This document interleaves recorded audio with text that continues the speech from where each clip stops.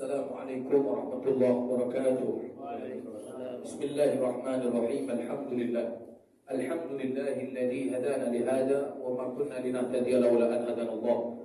Allahumma shalli ala sayyidina Muhammad miftahi babi rahmatillah adada ma fi ilmillah salatan wa salaman daimaini bidawami mulkillah wa ala alihi wa sahbihi wa man wala wa la hawla wa la quwwata illa billah. Alhamdulillah.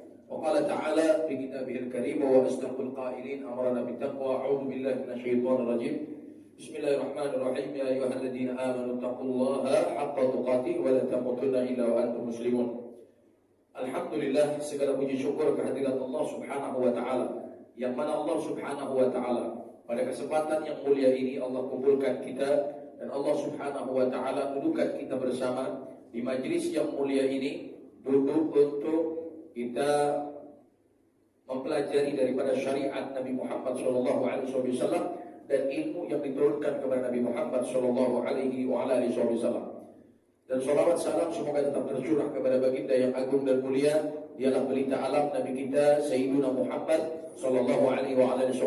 Semoga kita semua kelak diakui sebagai umatnya dan kelak mendapat syafaatul uzma yaumil qiyamah. Amin ya rabbal alamin. Hadirin yang dimuliakan Allah Subhanahu wa taala.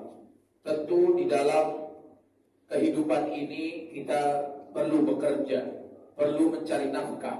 Bahkan Rasulullah SAW mengajarkan juga kepada kita perlunya kita bekerja dengan baik, perlunya bekerja dengan maksimal. Sebagaimana Rasulullah SAW beliau bersabda dalam hadis sahih riwayat Imam Muslim alaihi rahmatullah, ma ba'asallahu nabiyyan illa ra'al ghanam.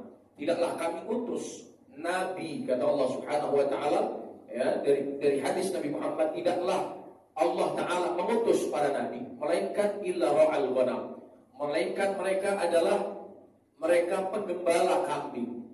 Mereka itu adalah seseorang yang memilih bekerja dan juga tidak meninggalkan dakwah. Begitulah yang terbaik di dalam agama kita. Kemudian hadirin yang dimuliakan Allah, satu hari Rasulullah SAW itu pulang dari perjalanan, melihat sahabatnya dalam riwayat Sa'ad, melihat sahabatnya dalam satu riwayat Rasulullah pulang dari berpergian dari safar, kemudian melihat dari kejauhan adalah sahabatnya sedang memecahkan batu, kemudian dilihat ternyata sahabat Rasulullah SAW, ternyata sahabat Rasulullah. Kemudian ketika dilihat ternyata Sa'ad, dia memecahkan batu, lalu kemudian dihampiri Nabi kita Muhammad SAW. Ya Sa'ad, kau sedang bekerja ini untuk apa ya Sa'ad? Niatmu untuk apa ya Sa'ad? Maka kata Sayyidina Sa'ad, sahabatnya Nabi, ya Rasul, saya bekerja mencari yang halal. Bekerja ini saya mengambil daripada upah, ya, dari orang Arab sini. Saya memecahkan batu lalu saya jual ke pasar. Ya, maka saya ambil upahnya, saya ambil uangnya adalah untuk saya makan istri dan anak saya. Dan saya tidak meninggalkan ibadah. Karena kerja itu akan dinilai ibadah. Ada konsekuensinya adalah ketika kita tidak meninggalkan ibadah. Kerja dinilai ibadah kalau tidak meninggalkan ibadah. Tapi kerjanya tidak dinilai ibadah kalau meninggalkan ibadah. Kayaknya ngantuk semua. Assalamualaikum. Kalau bahasa pantunnya, dari pasar Keranji ke pasar Klender. Yang cakep baru orang. Dari pasar Keranji ke pasar Klender. Wah, semangat banget, kayaknya udah 2 piring. Dari pasar Keranji ke pasar Klender. Di pasar Klender beli telur. Kalau ngaji jangan nyender, kalau nyender nanti molor. Nah, ini bercanda aja, nyender boleh nyender ya. Karena hadirin ta'ala, biasanya nyender itu pahalanya separuh, kata guru saya. Separuh buat dia, separuh buat tembok. Ya, ini buat kita biar seger aja nih. Ya, pantun ada sesinya nanti, Ustaz pantun ya. Nanti pantun terus. Walhasil hadirin yang dimuliakan Allah, jadi semua itu ya. Nah, kemudian Rasulullah melihat bekerja, ternyata dia dijual itu pecahan batunya di pasar, lalu kemudian diambil, lalu kemudian apa? Lalu kemudian untuk menafkahi anak dan istrinya. Apa kata Nabi Muhammad SAW? ketika Rasulullah melihat sahabatnya ini memecahkan batu yang dipecahkan kemudian dijual ke pasar, kemudian diambil nafkahnya untuk makan dan istrinya, itu nafkah yang halal. Apa kata Nabi Muhammad? Hadhihi la yadun la tamassahun naru abada. Ketahuilah wahai sahabatku, tangan yang semacam ini demi Allah tidak akan pernah tersentuh api neraka selama-lamanya. Hadhihi la yadun la tamassahun naru abada. Tidak akan tersentuh api neraka selama-lamanya. Lalu dalam riwayat Rasulullah mencium tangan sahabatnya ini, tangan yang sudah kapalan, tangan yang pecah-pecah tapi mencari nafkah ikhlas karena Allah Ta'ala. Maka itu pun dimuliakan oleh Allah Subhanahu wa Ta'ala. Dalam satu riwayat, Rasulullah tidak pernah mencium tangan orang-orang kaya. Rasulullah tidak pernah mencium tangan orang-orang kafir Quraisy pembesar-pembesar karena hartanya. Tapi Rasulullah mencium tukang batu yang tangannya pecah, mencari nafkah untuk Allah, mencari nafkah karena Allah untuk anak dan istrinya. Maka dihargai, la tamassahun naru abada, tidak akan pernah tersentuh api neraka selama-lamanya. Hadirin yang dimuliakan Allah Ta'ala, inilah perjuangan, ya, perjuangan seorang yang mencari pekerjaan. Begitulah yang diajarkan dalam Islam, ya. Jadi tidaklah malas. Allah Subhanahu wa Ta'ala berfirman, wa qul i'malu fa sayarallahu 'amalakum wa rasuluhu wal mu'minun. Ya, di situ disebutkan juga dalam Al-Qur'an surat At-Taubah, dan katakanlah, bekerjalah kamu. Ya, perintah dari Allah Subhanahu wa Ta'ala, bekerjalah kamu, maka Allah dan Rasulnya serta orang-orang mukmin akan melihat pekerjaan daripada pekerjaanmu itu. Jadi antara orang yang bekerja itu, dia akan memiliki sifat yang mulia di dalam Islam. Sebagaimana Islam mengajarkan yadul ulya khair min yadus sufla, tangan di atas lebih baik daripada tangan di bawah. Artinya ketika kita memberi itu lebih baik. Dari mana kita memberi? Karena kita memiliki. Dari mana kita memiliki? Karena kita bekerja. Ini salah satu kemudian dalam Al-Quran. Kemudian lagi, ya Rasulullah tadi bersabda, ma ba'asallahu nabiyyan illa ra'al ghanam. Tidaklah diutus seorang nabi, melainkan nabi itu pernah menggembala kambing. Wa anta ya Rasulullah, apakah kamu juga? Na'am, kata Rasulullah, kuntu ar'aha. Begitu saya juga, saya adalah penggembala kambing. Ya, Nabi Muhammad juga menggembala kambing. Kemudian hadir dan juga diriwayatkan dalam hadis riwayat Imam Ibnu Abbas. Saya kemarin datang, ya alhamdulillah 2 minggu lalu saya pergi ke Taif. Taif itu adalah salah satu tempat, ya, tempat zawiyahnya, tempat mengajarnya Sayyidina Abbas bin Abdul Muttalib. Sayyidina Abbas bin Abdul Muttalib di makamnya di Taif. Dan juga majelisnya juga, masjidnya ada namanya Masjid Abdullah bin Abbas. Nah, Masjid Abdullah bin Abbas 2 minggu lalu saya alhamdulillah Allah kasih rezeki dengan berjamaah saya ke sana. Itu Masjid Abdullah bin Abbas, dulu tempatnya Imam Abdullah bin Abbas mengajarkan ilmu di area Taif. Kemudian yang kurang lebih 25 kilo dari Mekah. Dari Mekah. Di Taif itu, di sana ada makam Sayyidina Abdullah bin Abbas. Kemudian lagi saya berziarah juga alhamdulillah, dan juga sampingnya itu ada masih sampai sekarang masih tempat masih peninggalan. Itu bekas reruntuhan rumahnya Imam Abdullah bin Abbas radhiyallahu anhu warḍah. Di sana di daerah Taif. Masyaallah. Ya, semoga Allah Taala karuniakan kita bisa haji, bisa umrah. Amin. Ya rabbal alamin. Kemudian diriwayat dari Sayyidina Abdullah bin Abbas, kana Daud zarrandan wa kana Adamu harrasan wa kana Nuhun najjaran wa kana Idrisu khayyatan wa kana Musa ra'iyan. Riwayat hadis ini dari Sayyidina Abdullah bin Abbas bahwasanya Nabi Daud itu adalah seorang pemintal atau pembuat baju besi. Kemudian Nabi Adam itu wa kana Adamu harrasan. Nabi Adam adalah seorang petani. Makanya kan ketika Qabil dan Habil diminta oleh Allah Subhanahu wa taala untuk berkurban, yang diterima adalah kurbannya salah satu dari anak Adam itu adalah kurban kambingnya, kabshan, ya. Dan juga salah satunya tidak diterima karena salah satunya juga petani, tapi yang diberikan ke Allah Subhanahu wa taala untuk berkurban adalah barang-barang yang tidak baik dari hasil pertanian yang kurang bagus. Akhirnya ya fatuqbila minal akhar. Allah Subhanahu wa taala terima yang lain dan lain enggak diterima. Artinya salah satu yang diterima. Dan Nabi Adam adalah petani, ya. Kemudian lagi wa kana Nuhun najjaran, dan Nabi Nuh adalah arsitektur. Nabi Nuh ini beliau bukan hanya jago membuat kapal. Bayangkan kapal beliau buat di atas gunung, ya, tanpa adanya percobaan. Buatnya di atas gunung, kemudian perahunya itu sangatlah besar.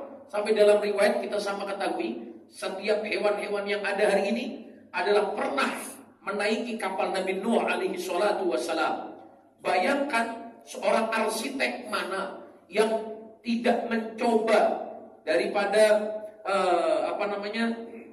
daripada hal yang dia pikirkan, hal yang dibuat, kemudian posisi di atas gunung, kan gak masuk akal. Tapi karena arsitek handal, arsitek hebat, karena yang mengajarkannya bukan, yang mengajarkan Nabi Nuh untuk bekerja, mengajarkan Nabi Nuh untuk membuat kapal, bukan keinginan Nabi Nuh, tapi keinginan Allah Subhanahu wa taala. Artinya Allah Subhanahu wa taala menghendaki hambanya itu bekerja, bukan malas-malas. Wasna'il fulka bi'ayunina, dan buatlah kapal wahai Nuh itu dengan pengawasan kami. Artinya dalam firman Allah Subhanahu wa taala Quran surat Hud 37 ini, wasna'il fulka bi'ayunina, Nabi Nuh diajarkan oleh Allah Subhanahu wa taala pengawasan dari Allah Subhanahu wa taala ketika membuat kapal. Jadi ini namanya sifat muraqabah. Nah, ini yang mau kami kami ambil kesimpulan adalah sifat muraqabahnya ini. Apa itu sifat muraqabah? Sifat yang selalu dilihat. Ya, ketika kita bekerja, salah satu etosnya adalah kita selalu memiliki sifat muraqabah. Anda dilihat bos, Anda nggak dilihat bos. Anda dilihat atasan, Anda nggak dilihat atasan, Anda tetap bekerja dengan baik. Karena Anda memiliki sifat muraqabah yang selalu diawasi oleh Allah Subhanahu wa taala. Manakala orang yang muslim, mukmin, dia bekerja dengan baik, maka selalu merasa diawasi oleh Allah. Ada bos, nggak ada bos. Karena kebaikan itu, hadirin yang dimuliakan Allah, mungkin Anda ini berbuat baik tidak dilihat bos. Mungkin Anda berbuat baik tidak dilihat oleh atasan. Tapi pastilah Allah melihat, menjadi satu sebab Anda akan diberikan kebaikan oleh Allah. Dan bukan hanya itu. Dalam Al-Quran juga disebutkan ketika Anda berbuat baik, imbasnya, efeknya itu bukan buat Anda aja. Tapi efeknya itu akan untuk anak Anda atau istri Anda semua. Jadi ketika kita berbuat baik, efeknya bukan buat kita saja. Tapi tiba-tiba di luar sana anak kita dibaiki sama gurunya, diberikan perlakuan yang baik oleh teman-temannya. Kenapa? Karena kita berbuat baik. Karena kita punya sifat muraqabah, selalu diawasi. Jadi efek imbas kebaikan bukan untuk kita saja. Mungkin di kantor atasan nggak melihat kita. Mungkin di kantor bos kita tidak melihat kita. Tapi yakinlah Allah Maha melihat siapa yang berbuat baik, siapa yang menanam kebaikan, pasti akan dibalas oleh Allah Ta'ala. Bukan untuk dirinya saja, tapi istrinya akan mendapat kebaikan dari orang, kemudian anak-anaknya akan juga diperlakukan baik oleh orang-orang di luar sana. Namun sebaliknya, mafhum mukhalafahnya adalah manakala kita berbuat jahat, kita tidak memiliki rasa muraqabah. Wah, biarin bos gak ada, atasan gak ada, ya kerja sekenaknya aja, seenaknya aja. Maka teman-teman semua, pekerjaan Anda yang tidak merasa diawasi oleh Allah Rabbul Izzah, maka itu berefek, berimbas, memiliki sifat culas, kecurangan, rusak. Maka imbasnya bukan hanya untuk Anda, tapi istri yang di luar sana, istri kita yang di rumah. Kemudian tahu-tahu kita pulang kerja, ya masa saya digini-giniin sama tetangga nih, saya diperlakukan jahat, tidak baik. Karena sebabnya diantaranya adalah seorang suami, ya ayuhan nas, katakan wahai manusia, nanti itu akan menjadikan kamu itu akan berefek pada kamu. Jadi suami ini, kalau kita berbuat jahat, istrinya akan dijahati orang. Anaknya juga, tahu-tahu anaknya dibully di luar sana, karena salah satunya daripada imbas bapaknya yang berbuat jahat, berbuat tidak baik yang tidak selalu merasa diawasi oleh Allah Subhanahu wa taala. Maka kita, bukankah ketika kita ada CCTV kita takut banget, ada CCTV kita takut. Kenapa? Karena ketika ada CCTV kita merasa diawasi.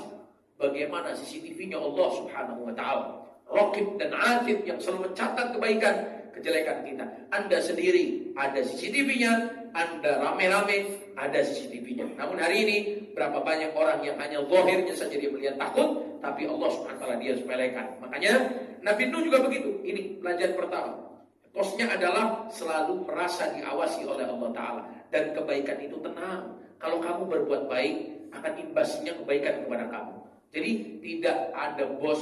Dan rezeki itu bukan hanya di kantor. Ya, rezeki itu bukan hanya di kantor. Kalau antum berbuat baik nanti akan diberikan kebaikan rezeki yang tidak disangka-sangka dari Allah Subhanahu wa taala. Jadi pertama itu, ya, pelajaran pertama. Jadi harus muraqabah, selalu diawasi oleh Allah Ta'ala. Karena begitulah Nabi Nuh ketika membuat kapal, beliau juga Nabi Nuh selalu diawasi bi'ayunina, dengan pandangan kami oleh Allah Subhanahu wa taala. Kemudian lagi wa'allamnahu sun'atan labusin lakum lituhsinakum mambasikum. Disebutkan kepada Nabi Dawud. Nabi Dawud alaihi salatu wasallam, wa'allamnahu sun'atan labusin lakum. Dalam Quran surat Al-Anbiya, Nabi Dawud alaihi salatu wasallam juga diajarkan oleh Allah Subhanahu wa taala.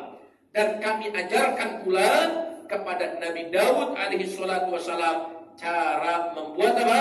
Sun'atan labusin lakum. Sun'atan, baju besi. Jadi Nabi Dawud itu adalah pembuat baju besi. Begitulah nabi-nabi. Mereka punya pekerjaan, mereka punya aktivitas. Mereka punya aktivitas dunia. Bahkan Nabi kita Muhammad mengajarkan kepada kita doa yang sangat luar biasa yang tercantum dalam Al-Quran. Bahkan di dalam tafsir Al-Imam Tabari, Rasulullah sering mengulang-ulang itu doa itu. Apa itu doanya? Kalau bahasa orang Jakarta bilangnya doa kuntet. Ada yang tahu doa kuntet? Nah, doa kuntet ini semua orang wajib hafal kayaknya. Kalau nggak hafal kayaknya orang Indonesia kayaknya kurang afdol. Apa itu? Rabbana atina fid dunya hasanah wa fil akhirati hasanah wa qina adzabannar. Di sini Allah Ta'ala diajarkan bahwasanya bukan hanya nikmat di akhirat saja, tapi ada nikmat dunia yang kita dapatkan, tapi tidak melupakan akhirat. Yang tadi saya bilang, kerja boleh, cari uang yang banyak, tapi tidak melupakan akhirat. Kerja jadi ibadah kalau tidak meninggalkan ibadah. Kerja tidak dinilai ibadah kalau meninggalkan ibadah. Itu kata kuncinya. Kemudian, atina fid dunya hasanah. Dunia pun harus baik, akhirat pun harus baik, dan terjauh dari neraka, dari api siksanya. Nah, ini hak Ta'ala doa yang sering dilantunkan oleh Rasulullah Sallallahu Alaihi Wasallam. Maka ya, kemudian bekerja itu juga kami diwasiatkan oleh guru-guru kami. Apa? Kul bikasbik wala takul bidinik. Makanlah ya Abdul Razak, kul bikasbik wala takul bidinik. Pesan-pesan guru kami, alhamdulillah, ya, harus kami pegang betul. Kenapa? Karena ini menjadikan kami bermanfaat. Barokahnya ilmu adalah ketaatannya kita kepada guru. Tapi tidak manfaatnya ilmu yang kita dapat adalah salah satu ya mukhalafah atau hal yang tidak baik yang kita sepelekan dari guru kita. Salah satu itu alhamdulillah. Guru saya mengajarkan kul bikasbik wala takul bidinik. Makanlah ya Abdul Razak dari kerjamu, jangan makan dari agamamu. Maksudnya apa? Mohon maaf, kadang begini kan ada transportnya, acara dakwah, acara. Alhamdulillah, kami semuanya alurkan untuk kegiatan pesantren kami, untuk kegiatan yayasan kami. Jadi alhamdulillahirabbil alamin. Nah, untuk pekerjaan alhamdulillah kami ada travel, kami walau sedikit-sedikit kami ada ekspor impor yang walau tidak banyak, tapi alhamdulillah cukup untuk makan, cukup untuk beli bensin, kira-kira gitu. Jadi diajarkan kami, ya, bahkan jangan kamu berdakwah sebelum kamu punya pekerjaan. Saya nggak boleh dakwah dulu, saya nggak boleh ceramah kalau belum punya kerjaan. Kalau kamu sudah punya kerja, kamu punya hasil, silakan kamu bekerja. Begitulah ajaran orang-orang tua kami, ajaran guru-guru kami yang bersambung sampai Nabi kita Muhammad Sallallahu Alaihi Wasallam. Tapi tidak meninggalkan dakwah. Jangan lalai dari dakwah, dari agama karena mengejar dunia. Nah, itu penting. Kemudian itulah ajar. Dan juga saya kalau ngomong pesan guru saya ingat juga nih. Kata guru saya gini, Abdul Razak, idza tausiyah fi barnamij undur ila ainihim. Abdul Razak, kalau kamu ceramah di acara-acara, lihat matanya jamaah. Itu pesan guru saya juga. Urusan ceramah sama mata apa? Saya tanya sama guru saya. Kata guru saya, Abdul Razak idza tausiyah fi barnamij undur ila ainihim. Abdul Razak, kalau ceramah di acara-acara, lihat matanya jamaah. Apalagi ceramah di kantor yang notabene dengan AC. Lihat matanya jamaah. Urusan ceramah sama mata, kalau mata udah nih, wah, jangan lama-lama. Nah, kalau mata sudah mulai 3 watt, 4 watt, jangan lama-lama ya. Kalau kata guru saya yang kedua, undur ila rijlihim. Kalau ceramah, lihat kakinya jamaah. Urusan ceramah sama kaki apa? Ya, baru banyak nyelonjor, jangan lama-lama. Tapi gak apa-apa, nyelonjor boleh, sersan namanya. Ini namanya kajian sersan. Apa itu kajian sersan? Serius tapi santai, ya. Jadi gitu. Jadi itu. Kemudian ini paling penting. Ini inti di dalam ceramah kita hari ini. Sebagaimana para rasul diberikan sifat yang terbaik, maka sifat ini lakukanlah, usahakanlah kita lakukan di dalam pekerjaan kita. Yang pertama, bekerja itu fatonah. Itu fatonah, cerdas. Bekerja itu harus cerdas. Jangan hanya sudah ini saja, tapi harus cerdas. Mana yang harus kita kerjakan, mana yang tidak harus kita kerjakan, mana yang harus menjadi prioritas kita, mana yang harus menjadi kreativitas kita, inovatif. Kita harus kerja kreatif, inovatif, ya. Harus jangan hanya telak kepada sesuatu yang kita diperintahkan, tapi ada metode-metode lain yang mungkin kita menjadikan pekerjaan itu kita lebih baik. Jadi kerja harus cerdas, ya. Cerdas ini penting. Fatonah namanya. Yang kedua, kerja itu harus amanah. Rasulullah Shallallahu Alaihi Wasallam beliau bersabda, la imana liman la amanatalah, waladina liman la ahdalah. Rasulullah bersabda dalam hadis sahih riwayat Imam Bukhari, la imana liman la amanatalah, waladina liman la ahdalah. Tidak disebut orang yang imannya sempurna kalau dia tidak memiliki sifat amanah. Jadi amanah ini penting. Amanah harus ada di diri kita dalam pekerjaan. Ya, amanah adalah kalau bahasa Indonesia kan kurang lebih adalah bertanggung jawab. Tanggung jawab. Apa yang diamanati untuk kita itu tanggung jawab besar untuk kita karena menyangkut iman kita. Contoh, ini kan tisu di dalam fikih nih. Tisu ini gak berharga. Kalau saya bilang sama orang, tolong ya, buang ini tisu di tong sampah sebelah kanan. Ternyata buangnya sebelah kiri. Ini sudah sifat khianat. Tisunya tidak berharga. Tapi karena disisipi amanah, ini tisu menjadi amanah, menjadi barang berharga di dalam syariat. Ketika kita tidak membuang kepada tong yang sebelah kanan, ini sudah sifat khianat, kebalikan dari sifat amanah. Padahal tisunya gak berharga. Tapi karena tisu tidak berharga, karena sudah ada amanah di dalamnya, tisu ini menjadi berharga dan bisa khianat orang yang tidak membuangnya di tong sebelah kanan. Begitu hendak. Jadi ini amanat penting ya. Dan kemudian ya etosnya juga apa? Kejujuran. Sidik. Nabi itu jujur. Orang jujur itu ya hadirin ta'ala, balik lagi, kejujuran itu kan kebaikan. Ya. Jujur itu kebaikan. Makanya disebut dalam hadis, jujur itu adalah albir. Albir itu adalah, sebenarnya albir itu makna bahasa Arabnya adalah sumur, bitrun. Kenapa disebut kebaikan? Karena artinya sumur itu juga dinobatkan kepada sumur Zam-Zam, yang sumur Zam-Zam itu tidak pernah kering dari zaman Nabi Ibrahim sampai sekarang. Jutaan orang yang mengambil air Zam-Zam. Artinya kebaikan dimaknai sebagai sumur yang menjadikan kebaikan tidak akan berhenti sampai di hadapan Allah. Walaupun dunia hancur, walaupun kita sudah mati, kebaikan itu akan ada. Itu jujur. Jujur itu kebaikan itu akan berimbas lagi. Efek, impact daripada kebaikan, istri dan anak kita. Ingat, Anda baik, istri dan anak Anda akan diperlakukan baik di luar sana.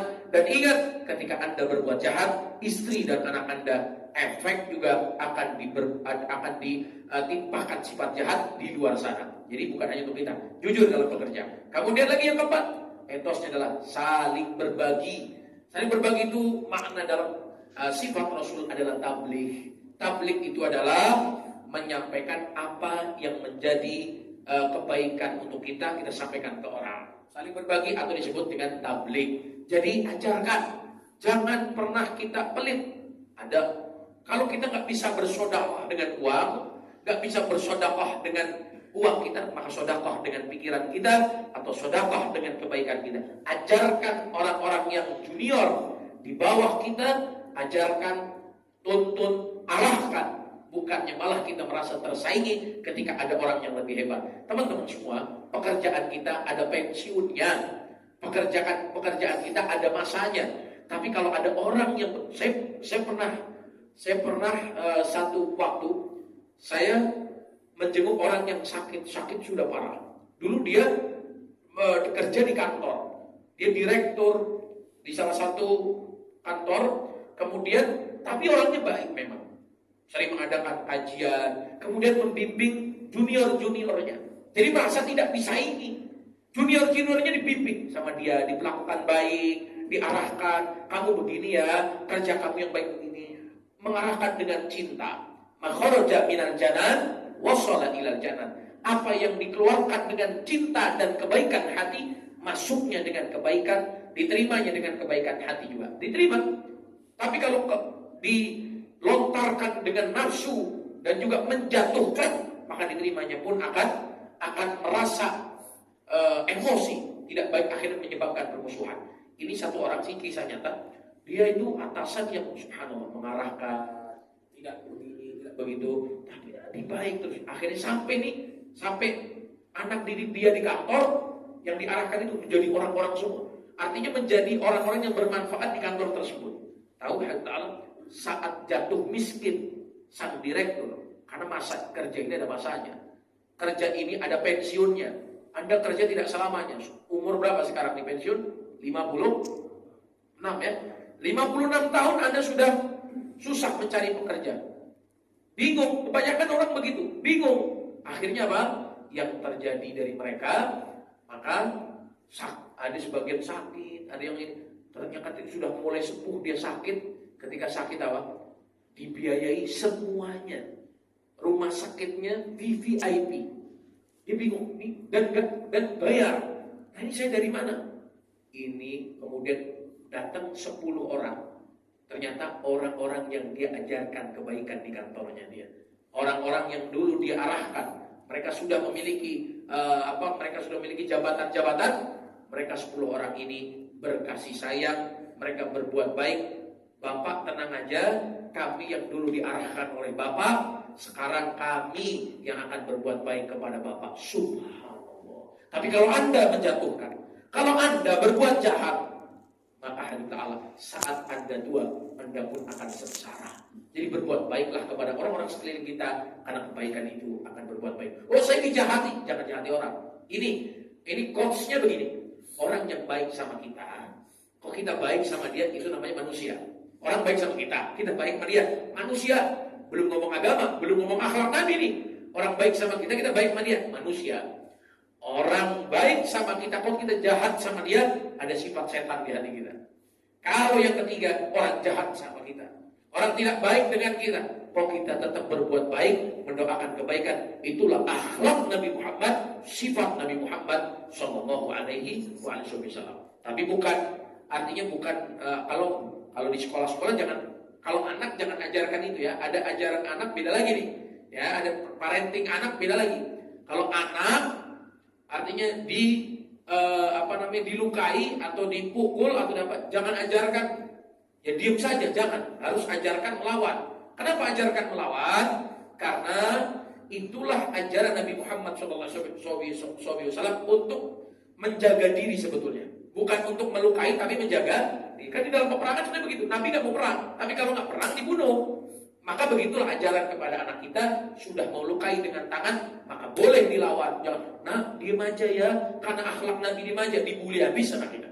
Jadi ada tempat-tempat tertentu, saat-saat tertentu ketika kita menempatkan ilmu. Satu cerita, sunnah pun ada tempatnya. Sunnah pun ada tempatnya. Dulu ada zaman Metro Mini, ini kisah nyata. Ada Metro Mini, ada orang yang baru-baru ikut pengajian. Tapi sudah ekstrim.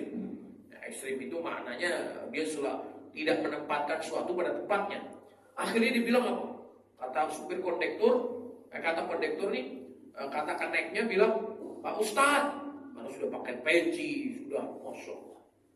Pak Ustadz, turunnya kaki kiri ya. Astagfirullahaladzim, gak sunnah. Turun itu kaki kanan, sunnahnya kaki kanan.